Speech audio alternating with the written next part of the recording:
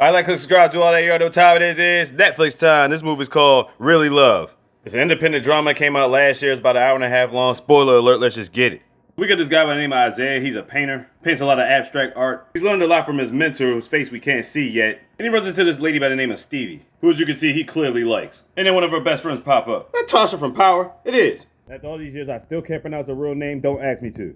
Then he has a conversation with one of the owners of the exhibits. Oh snaps, that's Crazy Eyes from Orange is the New Black. Now I know she's done a couple of movies after that. I just can't think of the exact names of them. I think she also played a cop or something in that movie Tallulah. Don't get me started on that shit.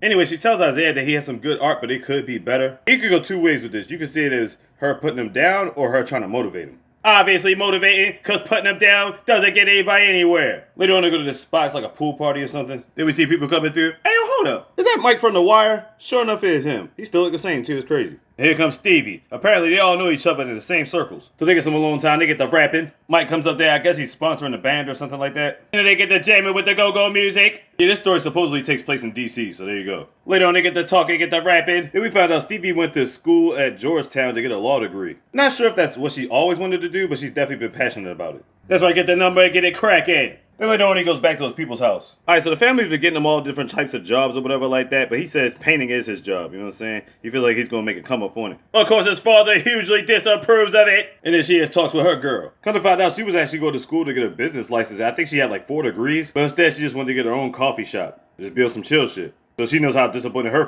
family is with her, you know what I'm saying? I got a feeling with Stevie and her parents, she didn't want to go down that route. And then we found out the mastermind about who's been helping Isaiah. It's Michael Ealy, and you know he's giving you gold in every movie. Now, apparently the exhibit show was his at the beginning, and he makes a lot of money with his paintings. But he's a real friend to Isaiah, and he gives him lessons to live by. Then we see Stevie at school giving a prep trial, thoroughly convincing the teacher she knows what she's doing. Then we get some chill time with the couple, just sitting on the truck enjoying lunch. Then he takes her up to the crib and shows off all the paintings. He's got one painting he hasn't shown to anybody yet, but he lets her see it. Y'all know what happens. You know what happens. He ends up giving it a business. Next day, back to business. A painting that he actually made for Stevie. Pretty damn good one if I might add. So she called him up, was like, oh, you sending me packages now? What's good? So she invites him over, is like, oh, where am I supposed to hang this painting? They hanging in a room and all that, and you know what happens from there. You know what happens from there. Then we get a montage of them chilling, enjoying life and each other and all that. Then they get together with the crew eating crabs, because that's how we get down these streets. Just look at them enjoying life. Then Isaiah and his dad get some alone time. Apparently he's supposed to be painting for the house. And of course he still don't believe in his vision. Even when Isaiah tells him he's got somebody that's going to sell his work. He's like, alright, whatever you say, I still got them jobs lined up for you though. He's got this one picture and already established it's a DC film, but it looks like a Baltimore street.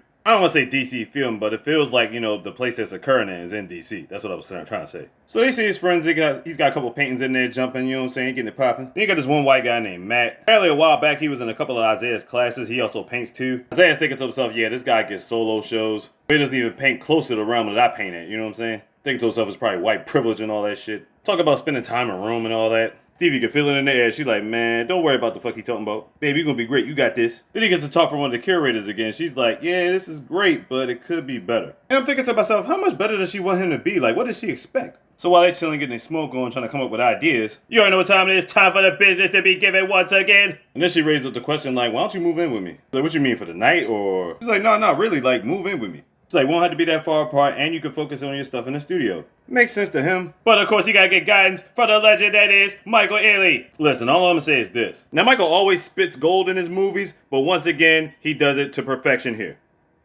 You know? So I'm guessing in between all this, some time goes by, and now he's about to meet Stevie's parents. She's never talked to her parents about Isaiah, and there's her mom. And let's just say she's into the quality of higher life of living. Basically kind of snobby, but for good reasons. And her father's Blair Underwood, you know how he gets down in movies. And don't expect anything different, because this is exactly how he is when you watch this movie, I'm guaranteed. He's a little bit less snobby than mom, but there's a reason why they're together. Now, at the table, it's a lot of money talk, and it reminds him of his parents sometimes. And at that point, it just makes him feel real uncomfortable at the table. So she never told her parents they were living together, and she basically just blurted it out at the last minute, even though she told Isaiah earlier to keep it a secret. And this is where the relationship starts to take a little bit of a turn. From something minor as her paying for gas, and now he's even more focused on his paintings. It gets to a point where they haven't been seeing each other like that because he's been more focused on his paintings. Friends are starting to get concerned about her, and more so it's starting to become a money issue. He's seen how her family living, and you know, he's got dough, they got dough. but his family hasn't been as fortunate. And it's like their family basically was throwing it in his face. So he's been at work showing off to the curator, and she is fully impressed with what he's been doing now. So she told him to come up with a couple more of these, and then you'll be able to finally host your own show. And she's gonna back him up 100%. So he gets the good news that Stevie, everything's all good and gravy. At least in that aspect, because like I said, she hasn't been seeing him much lately. But they try to keep that flame going.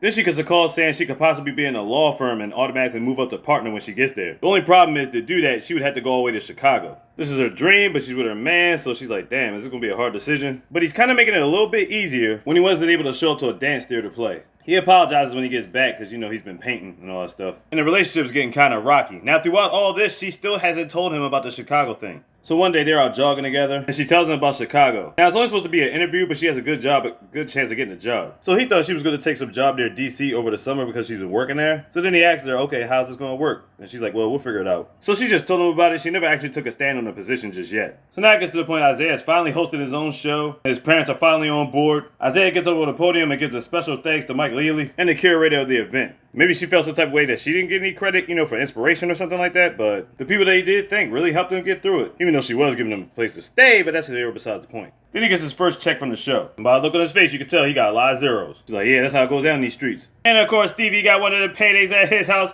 and her mom's house. Then she gives her some advice like, don't follow men, follow your careers and all that stuff. Which if you watch their character in the movie is something you would expect her to say. And then they're just chilling on the couch. Then she talks to him about the Chicago thing, which in her heart, you know she wants her to say no, so they could be together. But he's not going to tear her away from her dreams, so he tells her to take the job. Now, considering they were already having problems, them being further away is not going to help the situation. But understand the aspect of it. He's going after his dreams, and he's not kind of trying to stop her from getting her dreams done too. Then they get into an argument, and she kicks him out. He's chilling late at night, gets some inspiration, and starts painting. She wakes up like, damn, where'd my man go? Oh yeah, I forgot. I did kick him out. So as he's painting, getting flashbacks about the good old days, and he gets himself focused. A whole year goes by at this point. He sees his man Mike that he hasn't caught up with in a while. He's been doing real good in the scene, making money, doing a bunch of shows. Stevie's been in Chicago doing her thing the whole time, and he hasn't talked to her since then. That's right, it's been a whole year since he talked to Stevie. So people are looking at his pictures, looking like a certified businessman, conduct their business. And his pictures are in museums now at this point. Then all of a sudden, here comes Stevie. She pops up with some dude named Muhammad. They act cordial, you know, saying nice to see you and all that good stuff. But they meet up later on. Apparently, Muhammad ain't nothing to her. Apparently, they end up missing each other because they ended up once again getting the business.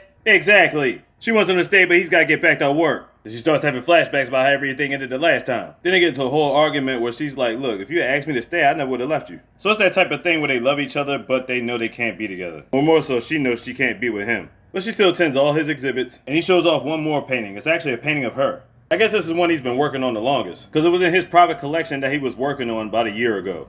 So you're thinking to yourself, is it possible for them to still end up with each other at the end? Yeah, absolutely. They both had their careers, and they're both doing great with their lives. So they had the chick from Power in there, the chick from Orange is the New Black on it, Blair Underwood of all people, Michael Ealy on it, and apparently Isaiah is supposed to be a rapper by the name of Mac Wilds.